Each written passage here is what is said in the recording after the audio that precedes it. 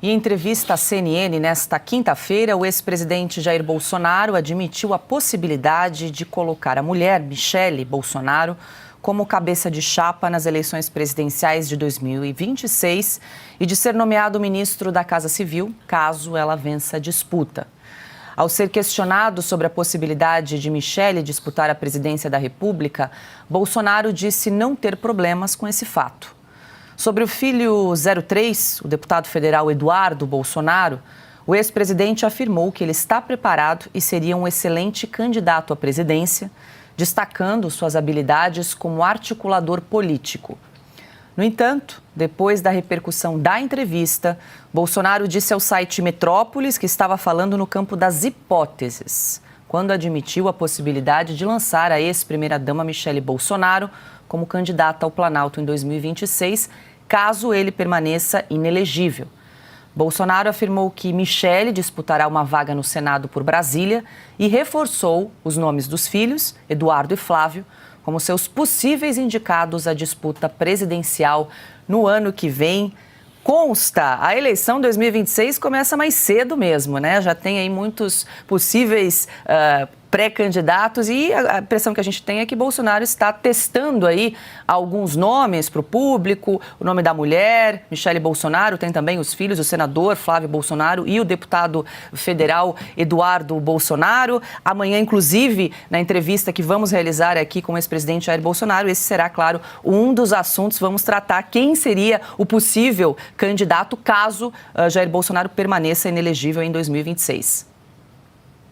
Pois é, tem algumas opções disponíveis, sim, para o PL, para o próprio Jair, como o maior cabo eleitoral do país, mas a gente tem que dar um passo atrás.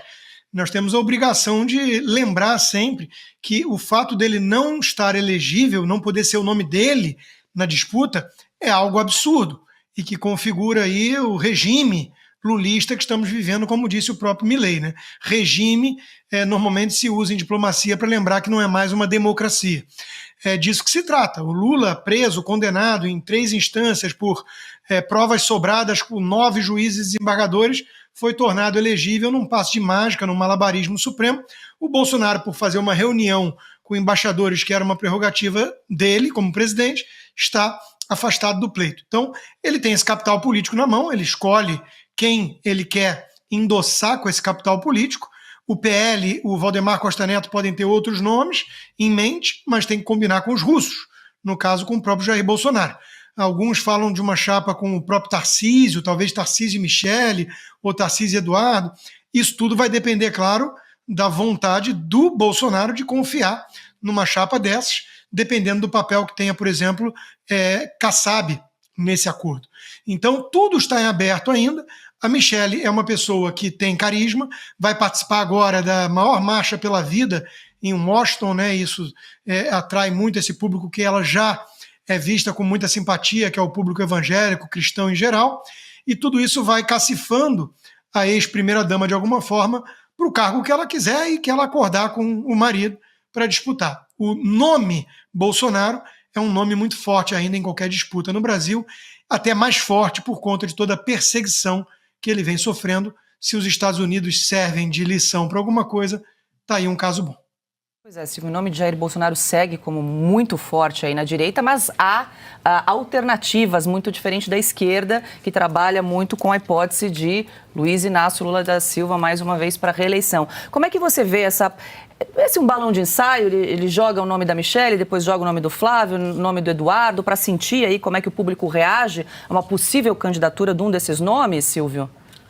Paula, eu acho que ele faz isso muito mais para prestigiar os bons nomes que o cercam. O filho, Eduardo Bolsonaro, deputado federal, o Flávio, senador, a Michele, ex-primeira-dama, que tem uma enorme popularidade e representou o presidente Jair Bolsonaro na posse de Donald Trump, assim como o governador Tarcísio de Freitas e outros nomes da direita. Ele faz isso para prestigiar e mostrar que a direita, ao contrário da esquerda, tem plantel. A direita tem opções, a esquerda não tem ninguém.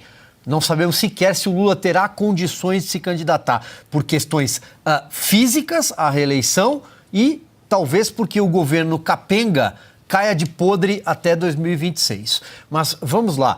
É muito importante isso que o Rodrigo trouxe, baseado na fala do Javier Milei. Quando você fala em regime, você já deixa claro que a próxima eleição pode estar maculada. Se houver justiça e uma democracia constitucional e não mais uma vez um certame manchado, o presidente Jair Bolsonaro deverá estar nas urnas. Por que não?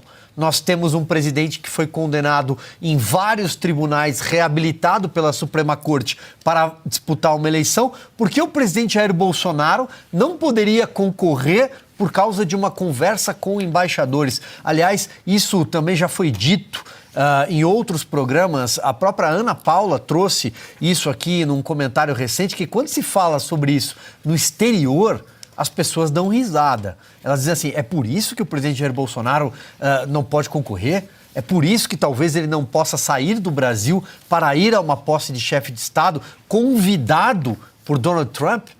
Então, é uma piada, mas o Brasil é uma piada. Então, o presidente Jair Bolsonaro tem todo o direito de lutar até o fim pela sua candidatura. E até que se esgote o último recurso, e aí sim teremos uma eleição maculada, mais uma vez, aí partimos para uma segunda opção. E como eu disse, o plantel é grande, mas tem tempo, não é hora de se discutir isso.